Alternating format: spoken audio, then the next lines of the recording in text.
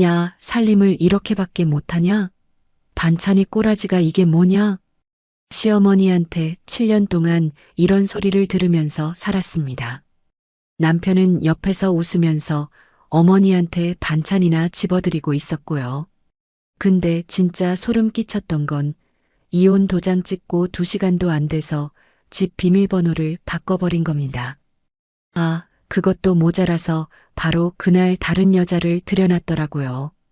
제 옷은요, 검은 비닐봉지에 담겨서 현관 한쪽에 쓰레기처럼 쌓여 있었습니다. 7년이 봉지 너댓 개 분량이었어요. 근데 말이죠. 이 남편이 까먹은 게 하나 있었거든요. 그 집 전세금 2억 8천, 세입자 이름이 접니다. 제 퇴직금이랑 친정어머니 돈으로 넣은 거예요.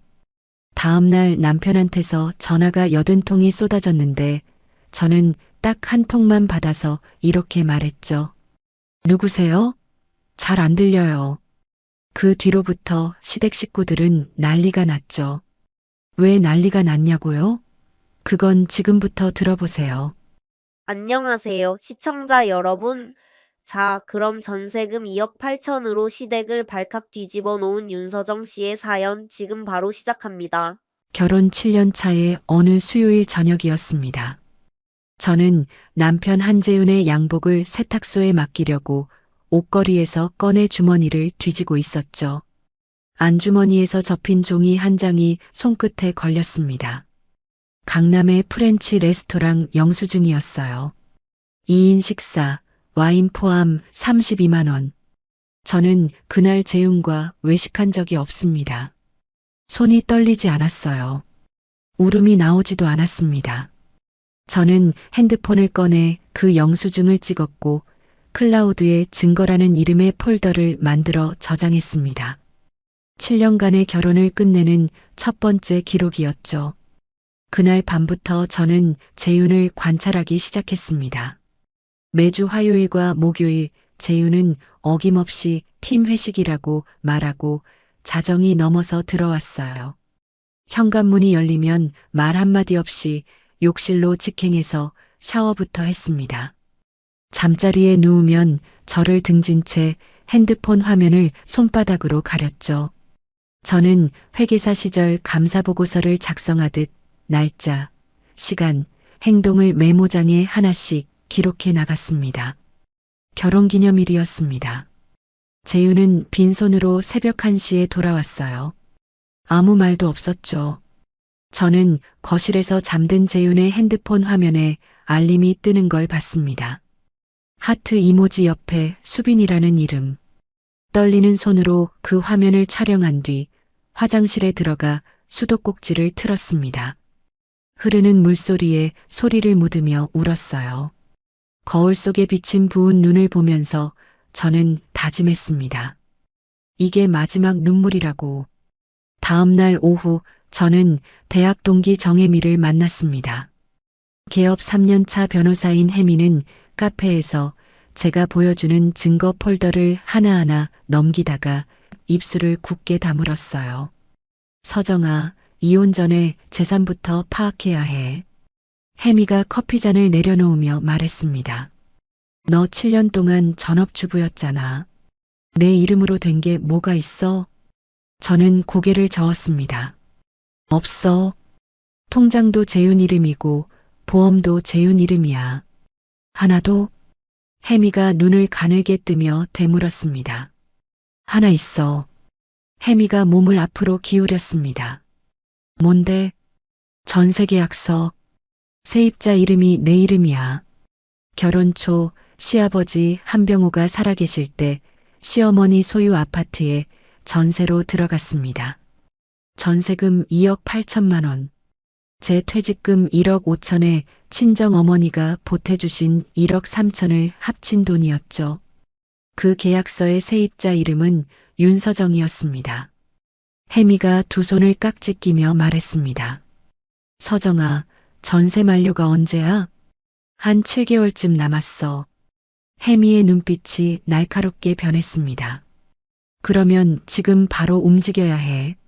만료 6개월 전까지 시어머니한테 안 살겠다고 통보를 보내야 하거든. 통보, 내용 증명, 법적으로 효력 있는 우편이야. 이걸 보내야 나중에 전세금을 돌려달라고 할 수 있어. 저는 고개를 끄덕였습니다. 다음 주에 바로 보내자. 혜미가 제 손을 잡으며 말했습니다. 이혼 시점이랑 전세 만료 시점을 맞춰야 해. 길게 보고 가자. 그 주말 시어머니가 주최한 가족 식사 자리였습니다. 시어머니 김말순이 밥상머리에서 제 얼굴을 빤히 쳐다보다가 젓가락으로 반찬을 가리키며 입을 열었어요. 서정아, 살림을 이렇게밖에 못하냐?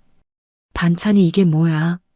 재유는 시어머니 옆에 앉아 웃으면서 반찬을 집어들였습니다. 아내에 대한 모욕을 들으면서도 눈 하나 깜짝하지 않았죠. 저는 젓가락을 내려놓았습니다. 이 치욕의 밥상이 마지막이 될 거라고 되새기면서 월요일 오전 혜미가 소개해준 법무사를 만나 전세금을 돌려받는 절차를 상담받았습니다. 내용 증명을 보내고 만료일에 돈을 안 주면 등기를 걸고 그래도 안 되면 소송까지 간다는 단계를 확인한 뒤인 혜미와 함께 시어머니 앞으로 내용 증명을 발송했어요. 이건 이혼과 상관없는 세입자로서 당연한 권리였습니다. 시어머니가 법적으로 거부할 수 있는 게 아니었죠. 이틀 뒤 저녁 재윤이 또 회식을 핑계로 나갔습니다. 저는 처음으로 재윤의 차량 블랙박스 앱을 열었어요. 차를 살 때 제 핸드폰에도 같이 깔아둔 앱이었죠. 주차 위치 기록을 눌렀더니 차가 멈춰 있는 곳은 회사 근처가 아니었습니다. 판교의 한 오피스텔. 저는 인터넷으로 그 건물을 검색했습니다. 상가층에 차수빈 인테리어 디자인이라는 사업자가 등록되어 있었어요. 화면을 캡처해서 증거 폴더에 넣었습니다. 그날 밤 거실 소파에 앉아 한 달간 모은 것들을 날짜 순으로 정리했습니다. 영수증 15장, 메시지 캡처 8건, 차량 위치 기록 6건, 카드 내역 4본. 정리를 마치고 혜미에게 메시지를 보냈어요. 준비됐어. 1분도 안 돼서 혜미의 답이 왔습니다. 나도. 다음 날 아침 재윤이 구두를 신으며 말했습니다. 저녁에 좀 늦을 수도 있어. 응, 알겠어. 저는 평소와 똑같이 대답했습니다. 현관문이 닫히는 소리를 듣고 냉장고에 붙어 있던 웨딩 사진 자석을 떼어냈어요. 조용히 서랍 안에 넣었습니다. 웨딩 사진을 떼어낸 지 열흘이 지났습니다. 그날 저녁 재윤이 먼저 거실 식탁 맞은편에 앉았어요.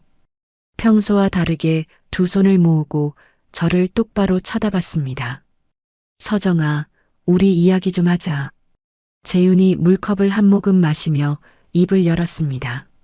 나도 많이 생각해봤는데 우리 솔직히 요즘 대화도 없잖아. 같이 있어도 각자 따로 사는 것 같고.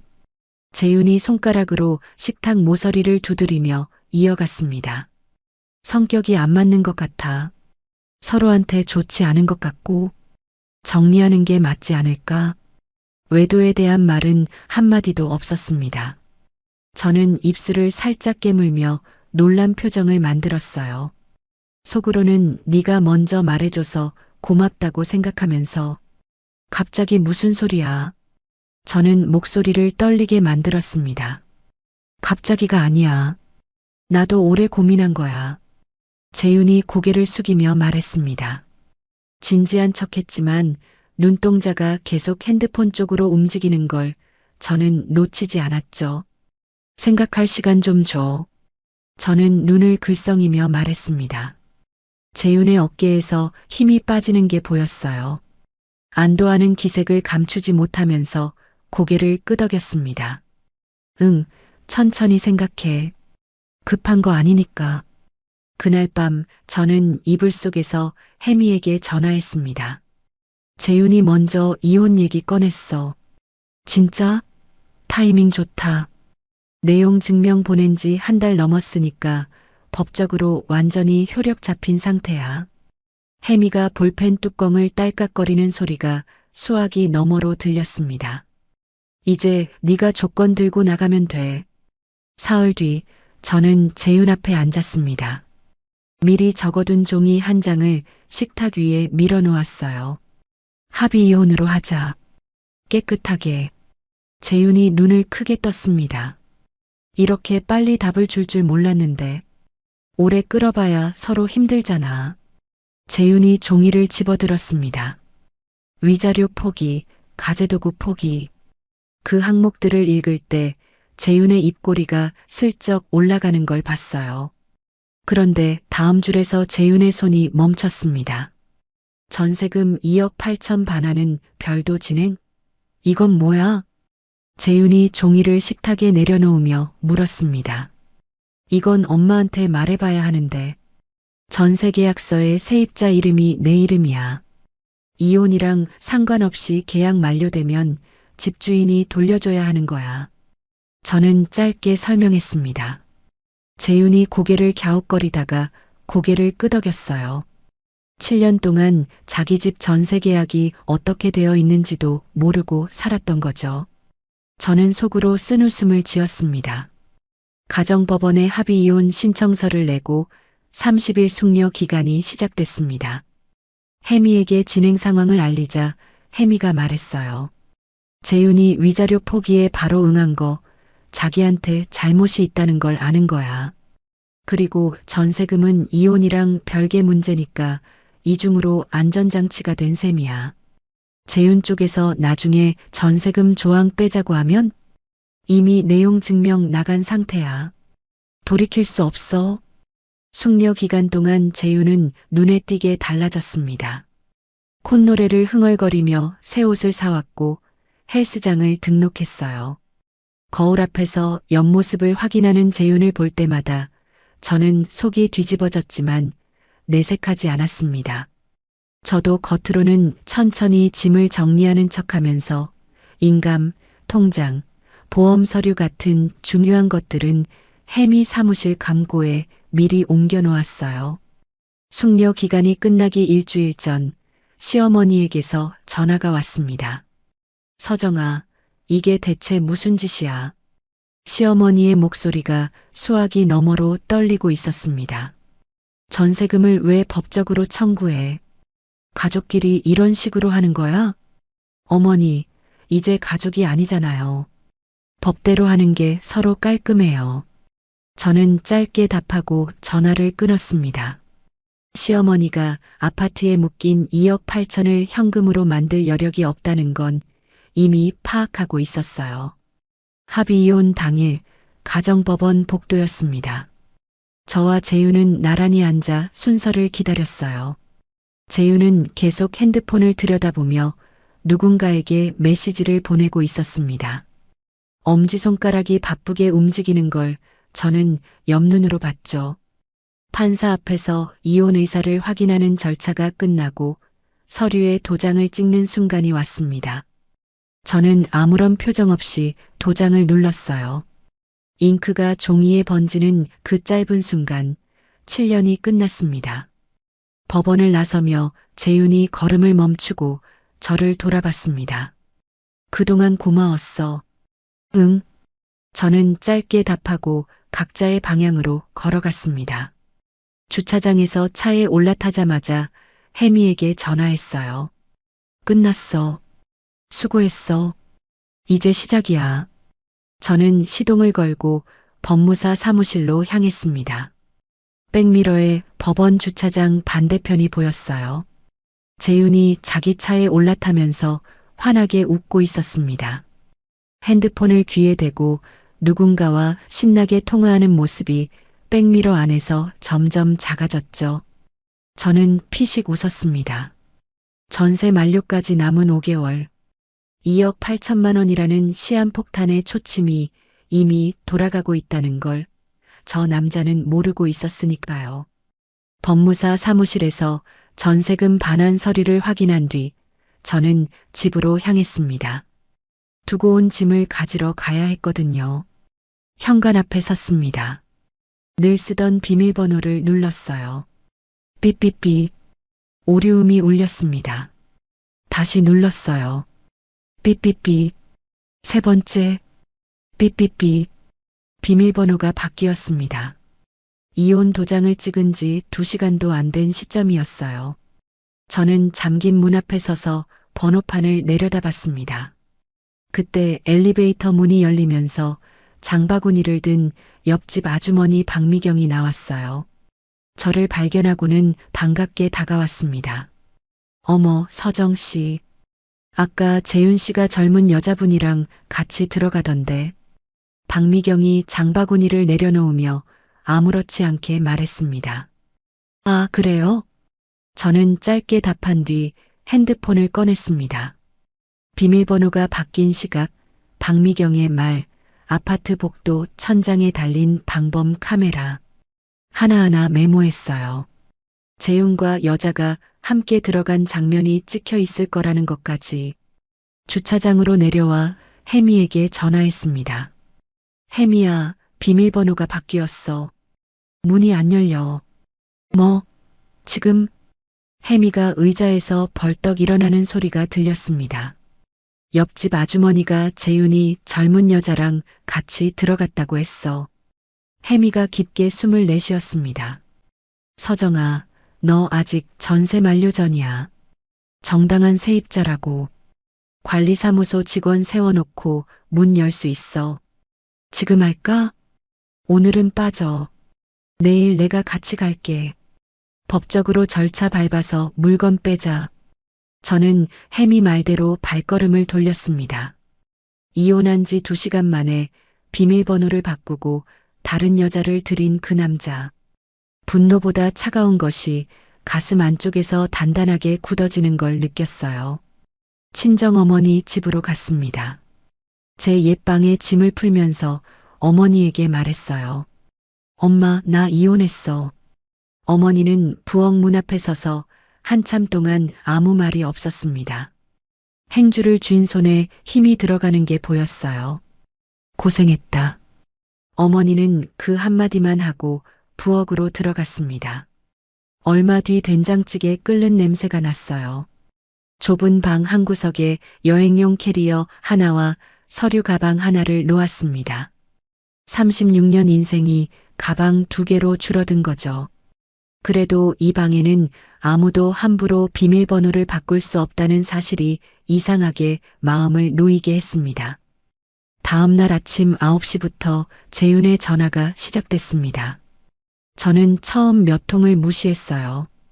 점심때쯤 핸드폰을 확인하니 부재중 전화가 34통이었습니다. 문자도 쏟아지고 있었어요. 전세금이 무슨 소리야. 엄마가 쓰러지실 것 같다. 네가 이럴 줄 몰랐다. 시어머니가 내용 증명의 뜻을 이제야 아들에게 제대로 설명한 모양이었습니다. 저는 문자를 하나하나 캡처해서 혜미에게 보냈어요. 폭격 시작됐어? 오후 늦게 부재중 전화가 67통을 넘었습니다. 저는 재윤의 전화를 한 통 받기로 했어요. 여보세요. 수화기 너머로 재윤이 거칠게 숨을 몰아쉬고 있었습니다. 서정아, 2억 8천을 어떻게 하라는 거야? 엄마한테 현금이 어딨어? 재윤의 목소리가 찢어질 듯 높았습니다. 저는 3초 동안 아무 말도 하지 않았어요. 그리고 일부러 끊어질 듯 작은 목소리로 말했습니다. 누구세요? 잘 안 들려요. 전화를 끊었습니다. 7년간 참아온 모든 것에 대한 저의 대답이었어요. 전화를 끊자마자 다시 벨이 울렸지만 저는 핸드폰을 무음으로 바꿨습니다. 어머니가 차려준 저녁밥을 먹으며 전세금 이야기를 간략히 꺼내자 어머니가 숟가락을 내려놓으며 말했습니다. 그 돈은 내 퇴직금이랑 내가 보탠 거다. 한 푼도 놓치면 안 된다. 어머니의 목소리가 단단했어요. 7년 전 시어머니가 돈은 우리 집에서 관리한다며 제 경제권을 가져갔던 기억이 떠올랐습니다. 다음 날 오전 혜미와 함께 아파트를 찾아갔습니다. 관리사무소 직원이 함께 올라가서 비상 열쇠로 문을 열었어요. 현관이 열리는 순간 여자 슬리퍼가 가지런히 놓여 있는 게 보였습니다. 세면대에는 낯선 화장품들이 줄지어 있었어요. 옷장 앞으로 갔습니다. 제 옷은 모두 검은 비닐봉지에 담겨 현관 한쪽에 쌓여 있었어요. 7년의 무게가 쓰레기 봉투 너댓 개 분량이었습니다. 저는 필요한 것만 챙겼습니다. 앨범, 어머니 유품인 비녀, 대학 졸업장. 아파트를 나서는데 복도에서 다시 박미경과 마주쳤어요. 어머, 서정 씨. 어제 그 젊은 여자분이 짐 들고 들어오던데. 혜미가 제 팔을 잡아 걸음을 재촉했습니다. 엘리베이터 안에서 저는 혜미를 보며 말했어요. 이혼한 지 하루 만에 입주 완료래. 입꼬리를 올렸지만 눈은 웃지 않았습니다. 엘리베이터 문이 닫혔습니다. 저는 혜미에게 물었어요. 시어머니 쪽에서 전세금 좀 늦게 주겠다고 하면 어떻게 해? 혜미가 엘리베이터 버튼 옆에 기대서며 대답했습니다. 안 받아주면 돼.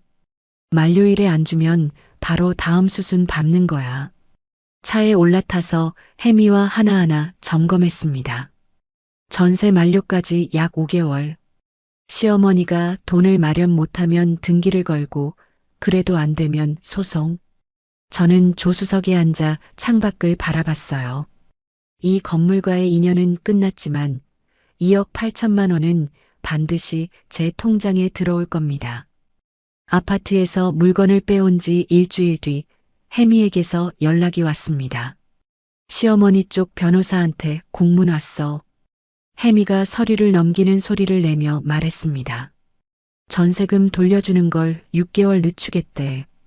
대신 매달 이자를 주겠다고. 6개월? 아파트를 팔거나 은행에서 돈을 빌릴 시간을 벌려는 거야. 받아주면 안 돼. 시간 끌수록 변수가 생겨. 저는 망설이지 않았습니다. 유예 없이 만기일에 바로 돌려받는 걸로 해줘. 혜미가 알겠다며 전화를 끊었어요. 그 주말 친정 근처 부동산 중개사무소 3곳을 돌았습니다. 전세금 규모에 맞는 작은 아파트를 찾고 있었어요. 서울 외곽의 24평짜리 한 곳이 전세 2억 5천에 나와 있었습니다. 나머지 3천만 원은 생활비로 쓸 수 있다는 계산이 섰죠. 부동산 사장님이 서류를 정리하며 물었습니다. 혼자 사실 건가요? 네, 혼자요. 그 2글자가 입 밖으로 나오는 순간 이상하게도 가슴이 가벼웠습니다. 당장 생활비가 필요했어요. 친정 근처 세무사 사무소에 파트타임 자리가 있다는 걸 알게 됐습니다. 7년이라는 공백이 있었지만 공인회계사 자격은 살아있었고 장부 정리나 세금 관련 보조 업무는 할 수 있었어요. 면접 날 김 소장이 제 이력서를 들여다보다가 안경을 치켜 올리며 말했습니다. 회계사가 파트타임이라니 아깝네. 바로 나올 수 있어요? 다음 주 월요일부터 가능합니다. 김 소장이 고개를 끄덕이며 손을 내밀었어요. 그럼 월요일에 봅시다. 세무사 사무소에서 일을 시작한 지 2주째 되던 날이었습니다. 핸드폰에 시어머니 이름이 떴어요. 이전처럼 거칠게 쏘아붙는 목소리가 아니었습니다. 낮게 가라앉은 목소리였어요. 서정아. 시어머니가 수화기 너머에서 한참 말을 잇지 못했습니다. 7년간 내가 잘못한 거 안다. 저는 숨을 멈췄어요. 시어머니 입에서 이런 말이 나올 줄은 몰랐거든요. 근데 이 돈을 한꺼번에 빼가면 내가 집을 팔아야 해. 제발, 제발. 7년간 단 한 번도 들어본 적 없는 단어였습니다. 순간 가슴 한쪽이 흔들렸어요. 그런데 바로 뒤이어 떠오르는 것들이 있었습니다. 네가 뭘 했다고. 밥값이나 해라. 그 말들이 귓속에서 울렸어요. 어머니, 저도 살아야 해요. 저는 그 말만 하고 전화를 끊었습니다. 전세 만기일이 다가왔지만 시어머니는 끝내 돈을 마련하지 못했습니다. 저는 혜미와 함께 만기일 바로 다음 날 법원에 갔어요. 제 전세금이 이 아파트에 묶여 있다는 걸 공식적으로 기록해달라는 신청이었습니다. 이게 등록되면 시어머니가 아파트를 팔더라도 제 전세금이 가장 먼저 빠져나오게 되는 거죠. 약 2주 뒤 법원에서 결정문이 나왔습니다. 저는 그 종이를 두 손으로 받아들었어요. 제 이름으로 된 첫 번째 법적 권리가 현실이 된 순간이었습니다. 그 소식을 들은 재윤이 다시 연락해 왔습니다. 카카오톡으로 긴 메시지를 보냈어요. 엄마한테 이러는 건 너무하다. 어떻게든 돈 마련해 볼 테니까 등기 취소해라. 저는 그 돈이라는 표현에서 눈이 멈췄습니다. 제 퇴직금과 친정 어머니의 돈이 그 돈으로 줄어드는 순간 이 남자에 대한 어떤 미련도 완전히 사라졌어요. 읽었다는 표시만 남기고 답장하지 않았습니다. 시어머니가 전세금을 마련하지 못하자 혜미가 본격적으로 소송을 냈습니다. 시어머니 김말순을 상대로 전세금을 돌려달라는 재판이었죠. 혜미는 시어머니의 재정 상태를 파악해서 알려줬어요. 강남 외곽상가 하나에서 나오는 월세 180만 원과 아파트 외에는 현금이 거의 없었습니다. 재윤의 월급도 대부분 어디론가 빠져나가고 있었고요. 부동산 위에 앉아 있을 뿐 실제로는 돈이 없는 집안이었던 겁니다. 소송을 낸 지 약 한 달 반 뒤 법원에서 양쪽을 불러 이야기를 들었습니다. 시어머니 쪽 변호사가 입을 열었어요. 아파트 매매를 진행 중입니다. 팔리는 대로 바로 돌려드릴 테니 2개월만 시간을 주십시오. 저는 혜미와 짧게 눈을 마주쳤습니다. 혜미가 고개를 살짝 끄덕였어요. 아파트 팔린 대금에서 전세금을 바로 저한테 넘기는 조건이면 받아들이겠습니다. 혜미가 자리에서 일어나며 말했습니다. 매매 대금이 다른 데로 빠지지 않도록 하자는 겁니다. 양쪽이 그 조건에 합의했습니다. 법원 복도로 나오는데 시어머니가 갑자기 제 이름을 불렀어요. 서정아. 저는 걸음을 멈추고 돌아섰습니다. 시어머니가 핸드백 끈을 두 손으로 움켜쥐며 말했습니다. 7년을 가족으로 살았으면 정이란 게 있어야 하는 거 아니냐? 저는 시어머니의 눈을 똑바로 봤습니다. 어머니, 그 정이란 걸 7년 동안 한 번이라도 주신 적 있으세요? 시어머니의 입이 벌어졌다가 닫혔습니다. 할 말을 잃은 얼굴이었어요. 저는 돌아서서 법원을 빠져나왔습니다. 법원을 나선 뒤 미리 알아두었던 24평 아파트에 가계약금을 걸었습니다. 아직 손에 들어오지 않은 돈이었지만 법원에서 합의한 내용이 담보가 되었으니까요. 부동산에서 입주 시기를 맞춘 뒤 핸드폰 메모장을 열었습니다. 새집 비밀번호, 엄마 생일. 이 번호를 아는 사람은 저와 어머니 그리고 혜미. 세 사람뿐이 될 겁니다. 가계약을 걸어둔 지 2주쯤 됐을 때였습니다. 세무사 사무소에서 장부를 정리하다가 문득 재윤의 월급이 떠올랐어요. 중견 건설사 과장이면 연봉이 적지 않았을 텐데 재윤은 늘 같은 말을 했습니다. 월급이 빠듯해. 아껴 써. 그 말을 믿고 7년을 살았어요. 생활비를 최소한으로 받으면서도 의심하지 않았죠.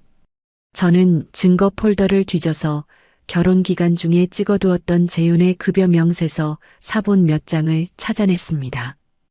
혜미에게 보내면서 말했어요.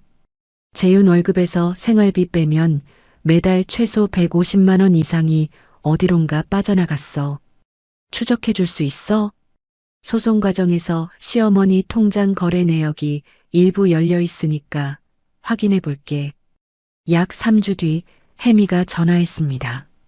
목소리가 단단하게 굳어 있었어요. 서정아, 찾았어. 뭘?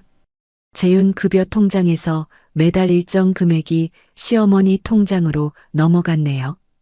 다 합치면 4천만 원쯤 돼. 저는 수화기를 쥔 손에 힘을 줬습니다.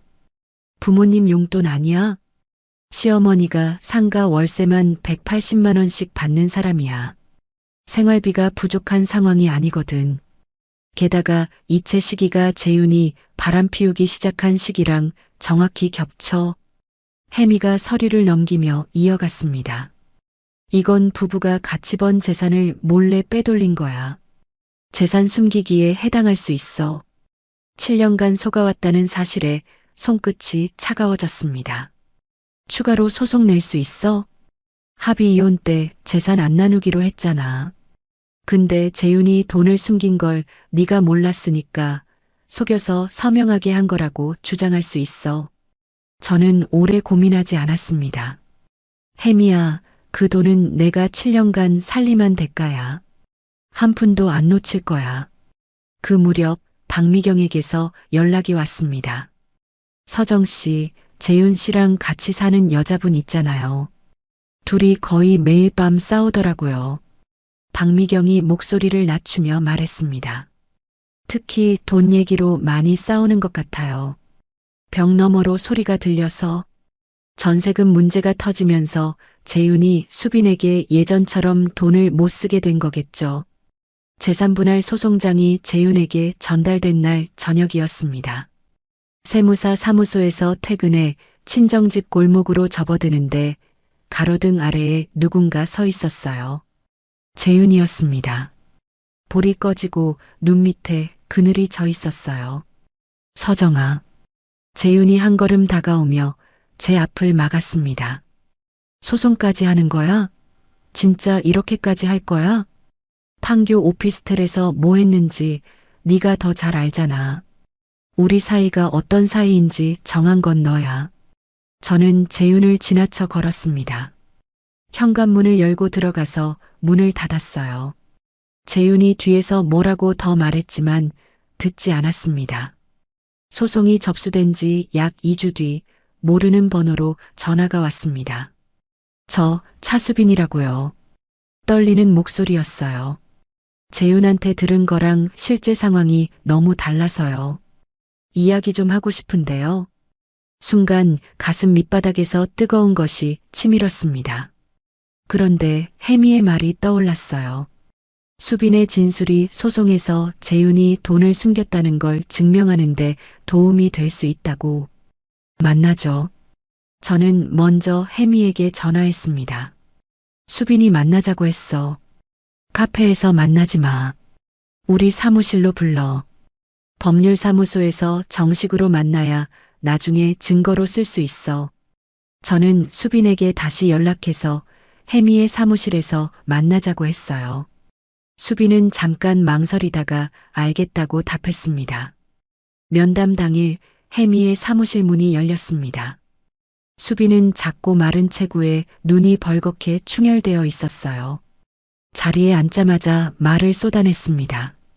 재윤 씨가 아내랑 따로 산 지 오래됐고 곧 정리된다고 했어요. 매달 200만 원씩 생활비를 보내줬는데 이혼하고 나서 갑자기 돈이 없다면서 오히려 저한테 빌려달라고 했어요. 저는 그 월 200만 원이라는 숫자에 귀가 멈췄습니다. 급여 명세서와 생활비 사이의 빈 구간. 그 돈의 일부가 이 여자에게 갔던 거였어요. 재윤한테 받은 송금 내역 남아 있어요? 수빈이 핸드폰을 꺼내 화면을 보여줬습니다. 매달 꼬박꼬박 찍힌 입금 기록이었어요. 혜미가 면담 기록을 정리하면서 수빈에게 서류를 내밀었습니다. 이 진술서랑 송금 내역 사본을 소송 자료로 쓸 수 있게 동의해 주시겠어요? 수빈이 펜을 쥔 손이 떨렸습니다. 저도 이용당한 거잖아요. 수빈이 서류에 이름을 적었습니다. 이 여자를 미워해야 하는 건지 안쓰러워해야 하는 건지 알 수 없었어요. 하지만 이 면담이 소송의 방향을 바꿀 거라는 건 확실했습니다. 수빈이 나간 뒤 혜미와 둘이 남아 자료를 정리했습니다. 시어머니 통장으로 간 4천만 원, 수빈한테 간 3천만 원. 합치면 7천만 원 넘게 빠져나간 거야. 혜미가 계산기를 두드리며 말했습니다. 저는 어두워진 사무실 창밖을 바라봤습니다. 7년 만에 장부를 다시 읽고 숫자를 추적하고 빠진 돈을 찾아내는 이 감각. 회계사 윤서정이 돌아온 거였어요. 시어머니의 아파트가 팔렸다는 소식을 혜미가 전해줬습니다. 법원에서 합의한 대로 매매 대금에서 전세금 2억 8천만 원이 제 계좌로 바로 들어오게 되어 있었어요. 세무사 사무소 점심시간이었습니다. 모바일 뱅킹 앱을 열었어요. 잔고 숫자가 바뀌어 있었습니다. 2억 8천만. 제 이름 아래 찍힌 그 숫자를 한 번, 두 번, 세 번 다시 봤습니다. 퇴근 후 곧장 부동산 중개사무소로 갔습니다. 가계약을 걸어두었던 24평 아파트의 본계약을 체결했어요. 전세금 2억 5천만 원을 이체하고 남은 3천만 원은 생활비와 소송 비용으로 나눠 놓았습니다. 입주일은 언제로 할까요? 중개사가 서류를 넘기며 물었어요. 최대한 빨리요. 계약서에 도장을 찍었습니다. 이혼 도장을 찍었던 날보다 손에 힘이 들어갔어요. 이건 끝내는 도장이 아니라 시작하는 도장이었으니까요. 입주일까지 2주 동안 친정 어머니와 함께 살림을 준비했습니다. 가구점을 돌아다니는데 어머니가 식탁 앞에서 멈춰 섰어요. 식탁은 좋은 걸로 하나 사라. 내가 보탤게. 어머니가 지갑을 꺼내려는 걸 저는 잡았습니다. 엄마 마음만 받을게. 내가 고를 수 있어. 커튼 색깔부터 수저통 위치까지 제가 정했습니다. 혼자 사는 24평의 모든 물건을 제가 골랐어요. 누구 눈치도 보지 않고 제 손으로 고르는 이 느낌은 처음이었습니다. 혜미가 재윤 쪽 소식을 전해줬어요. 시어머니가 아파트 판 돈에서 전세금 빼고 남은 걸로 외곽 빌라에 들어갔대. 재윤은 아파트에서 나가야 하니까 수빈 오피스텔로 같이 들어갔는데 둘이 사이가 완전히 나빠졌다더라. 누구한테 들었어? 박미경 씨. 아직 같은 층이니까. 입주 당일이었습니다. 택배 박스 5개와 캐리어 하나를 들고 새 아파트 현관 앞에 섰어요. 비밀번호를 설정했습니다. 어머니 생일 4자리. 번호를 누르자 문이 열렸습니다. 저는 현관 앞에서 잠깐 멈췄어요. 이 번호를 함부로 바꾸는 사람은 이제 없습니다. 빈 거실로 들어서서 숨을 깊이 들이마셨어요. 제 공간의 공기였습니다. 입주 후 사흘 뒤 김 소장이 저를 사무실로 불렀습니다. 윤 선생, 정규직으로 전환하면 어때요? 월급이랑 보험 조건도 괜찮을 거예요. 김 소장이 안경을 닦으며 말했습니다. 감사합니다. 하겠습니다. 저는 고개를 숙여 인사한 뒤 덧붙였어요. 다만 장기적으로는 회계사 재등록을 하려고요. 7년 동안 보수 교육을 안 받아서 등록이 빠진 상태라 교육부터 다시 이수해야 하거든요.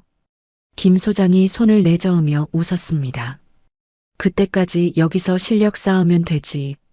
응원하겠소. 그 주말 혜미가 와인 한 병을 들고 찾아왔습니다.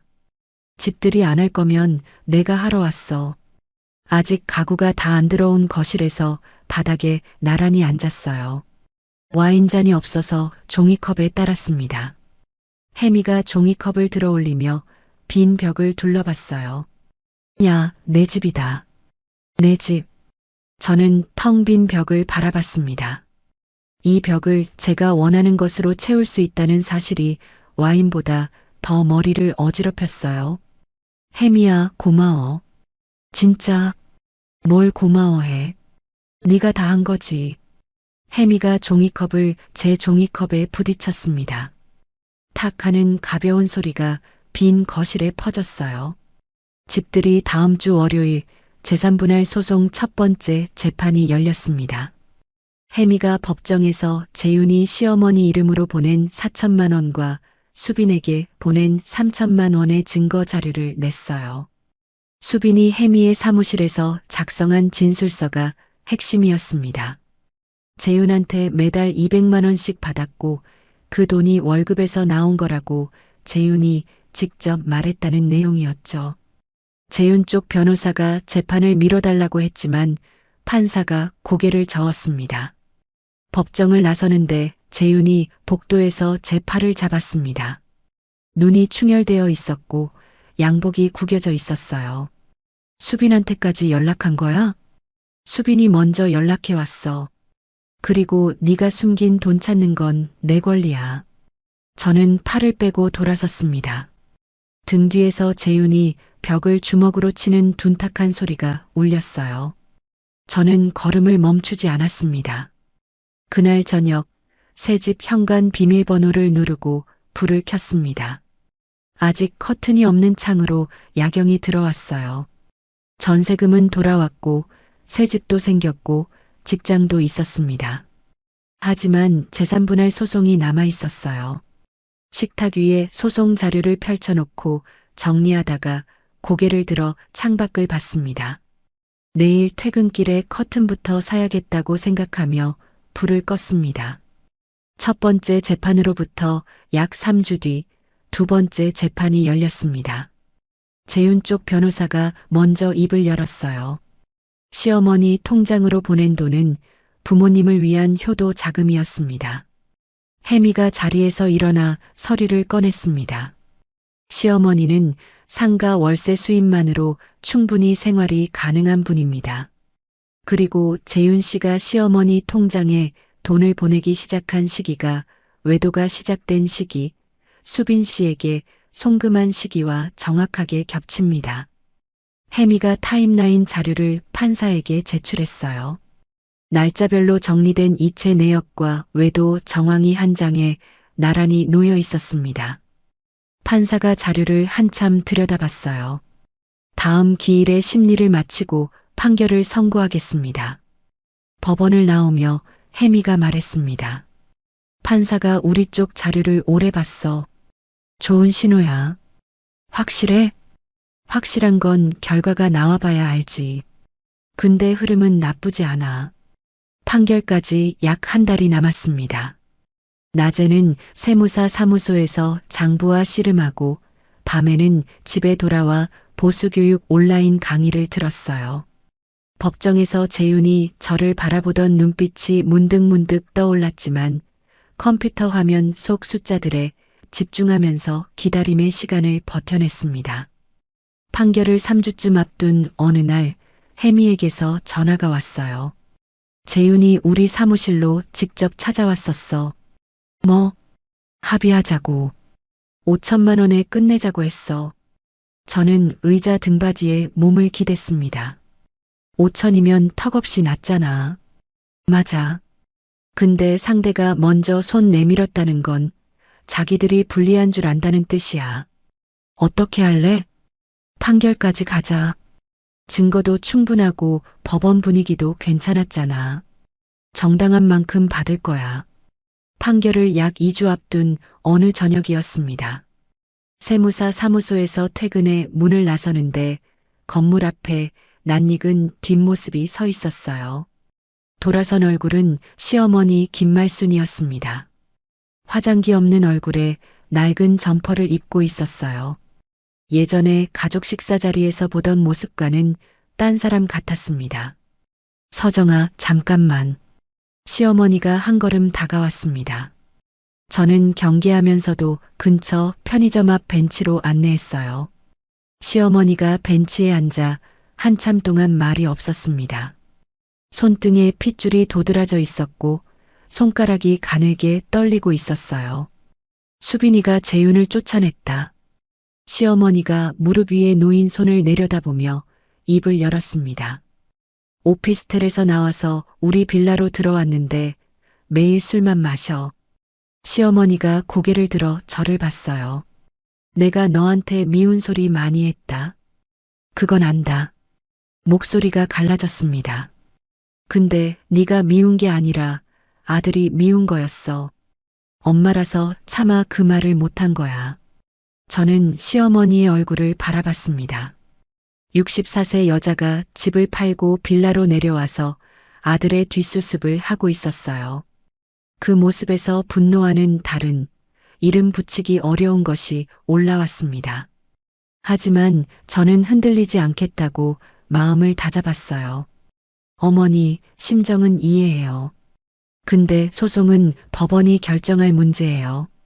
저는 분명하게 선을 긋고 자리에서 일어났습니다. 시어머니는 더 이상 잡지 않았어요. 고개를 끄덕이고 천천히 일어나 걸어갔습니다. 터벅터벅 멀어지는 시어머니의 뒷모습이 가로등 불빛 아래에서 작아졌어요. 7년간 가장 두려웠던 사람이 이렇게 작아질 수 있다는 게 믿기지 않았습니다. 집에 돌아와 현관문을 닫고 식탁에 앉아 내일 할 일 목록을 적기 시작했습니다. 판결 선고 당일이었습니다. 판사가 판결문을 읽었어요. 피고 한재윤이 결혼 기간 중 부부가 함께 모은 재산을 어머니 계좌와 제3자에게 빼돌린 사실이 인정됩니다. 원고가 이 사실을 모르는 상태에서 재산을 나누지 않겠다는 서류에 서명한 것은 피고가 속인 것으로 봅니다. 판사가 잠시 멈췄다가 이어갔습니다. 피고 한재윤은 원고 윤서정에게 4,800만 원을 지급하라. 7년의 값이 숫자로 바뀌는 순간이었습니다. 가슴 안에서 서글픔과 안도가 동시에 부딪혔어요. 법정을 나서는데 재윤이 복도에 서 있었습니다. 풀이 죽은 얼굴로 벽에 등을 기대고 있었어요. 다 네가 이겼다. 재윤이 바닥을 보며 말했습니다. 이긴 게 아니야. 내 것을 찾은 거야. 저는 재윤을 지나쳐 걸었습니다.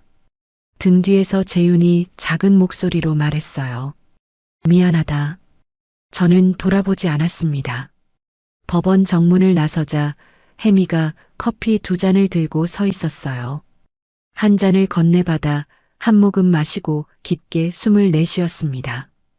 판결이 확정된 뒤 재윤에게서 4,800만 원이 나눠서 들어오기 시작했습니다. 혜미가 말했어요.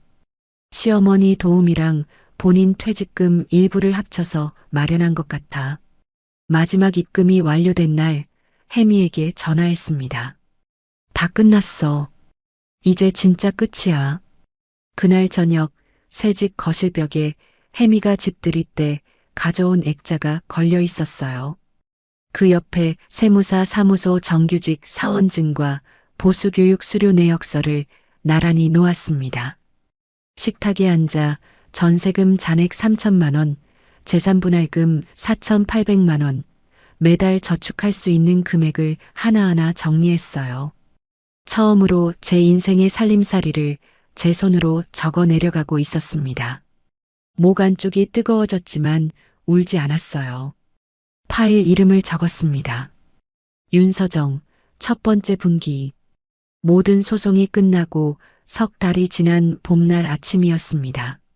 거울 앞에 서서 출근 준비를 했어요. 세무사 사무소 업무에 자신감이 붙었고 보수교육도 절반 넘게 끝냈습니다. 회계사 재등록이 눈앞이었어요. 매일 아침 제가 고른 옷을 입고 제가 정한 시간에 일어나고 제가 내린 커피를 마시는 이 루틴이 저를 단단하게 만들었습니다. 현관 비밀번호를 누르고 문을 잠그는 손끝에 떨림은 없었어요. 출근길 지하철에서 혜미의 메시지가 왔습니다. 링크 하나와 함께 한 줄이 적혀 있었어요. 너 기사 났어. 링크를 눌렀습니다. 법률 관련 인터넷 게시판에 제 재산분할 소송이 이름을 빼고 올라가 있었어요. 전업주부가 남편의 재산 숨기기를 밝혀내서 이긴 사례로 화제가 되고 있었습니다. 댓글이 수백 개 달려 있었어요.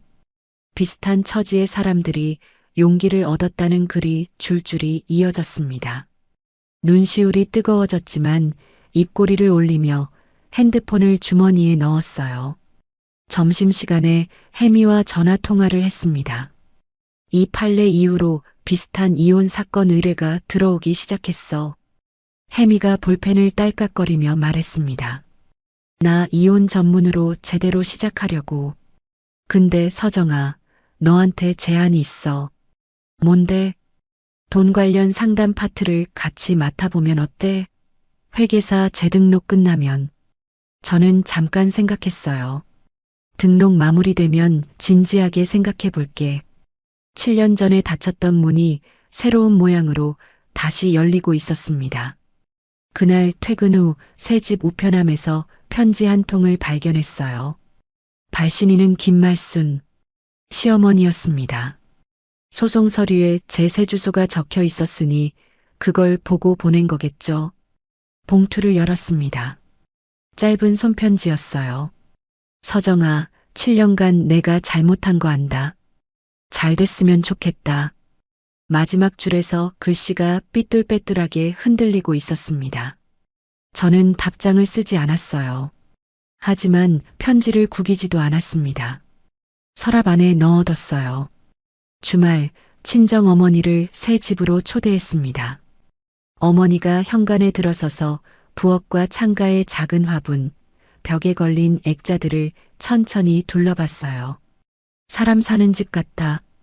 어머니가 환하게 웃었습니다. 제가 직접 만든 된장찌개와 계란말이를 식탁에 올렸어요.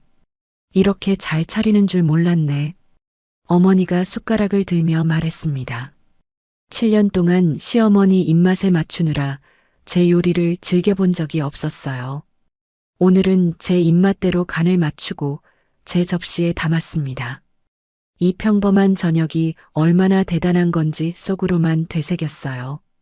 어머니가 돌아가고 설거지를 하다가 문득 떠올랐습니다. 7개월여 전 이혼 도장을 찍고 돌아간 그 현관 앞. 늘 쓰던 비밀번호가 먹히지 않았던 그 순간. 그때 느꼈던 게 분노였는지 슬픔이었는지 해방이었는지 지금도 정확히 모르겠어요. 하지만 확실한 건 그 순간이 없었다면 지금 이 부엌에서 제 그릇을 제가 씻고 있는 이 밤도 없었을 거라는 겁니다. 설거지를 마치고 손을 닦으며 말했어요. 수고했어. 다음 주 월요일 김 소장이 점심을 먹다가 물었습니다. 윤 선생, 혹시 세무사 시험도 생각 있어요? 아직은 회계사 재등록이 먼저예요.